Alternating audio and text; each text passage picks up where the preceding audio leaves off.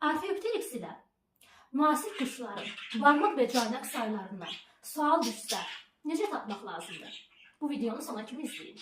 Biz bilirik ki, makro təkamülü sübut edən dəlillərdən biri də paleontoloji dəlillərdir. Paleontoloji dəlillərə də misal söyləyin desələr, keçid formaları misal söyləyə bilərik.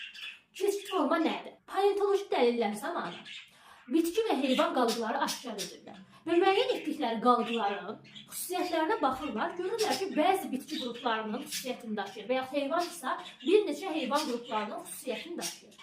Sanki onların arasında keçid bir mövqedə durur. Buna keçid forma söyləyirik. Məsələn, keçid formalardan biri stegosefallardır.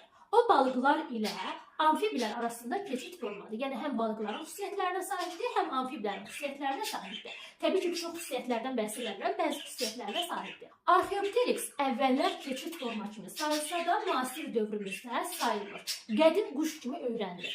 Lakin buna baxmayaraq, arxeopteryxin bəzi xüsusiyyətləri sürünənləri xatırladır, bəzi xüsusiyyətləri də quşları xatırladır. Yəni onların hər ikisinin xüsusiyyətlərini özündə cəmləşdirilmiş bir heyvan. Həmən, limon, nə olur? Arxeopteryxin arxa ətraflarında hər birində toplam 4 barmaq, ön ətraflarının hər birində 3 barmaq var idi. Arxa ətraflarda 8, ön ətraflarda 6, cəmi 14 barmaq var idi. Bu müasir quşda da belədir. Lakin caynaq sayı fərqlənir. Belə ki, arxeopteryxin arxa ətrafında da, ön ətrafında da caynaq var idi. Müasir quşların heç birisində ön ətrafda caynaq olmur, yalnız arxa ətrafda caynaq olur. Buna əsasən deyə bilərik ki, arxeopteryxin 14 barmağı, 14 caynağı var idi.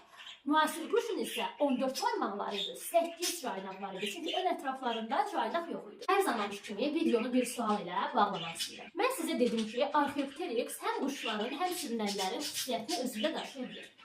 Əgər sizdən soruşsalar ki, arxeopteryxin uzun, sıralı quyruğu var və bu, onun sürünənlərə yoxsa quşlara xas xüsusiyyətidir. Onda siz nə cavab verərdiniz?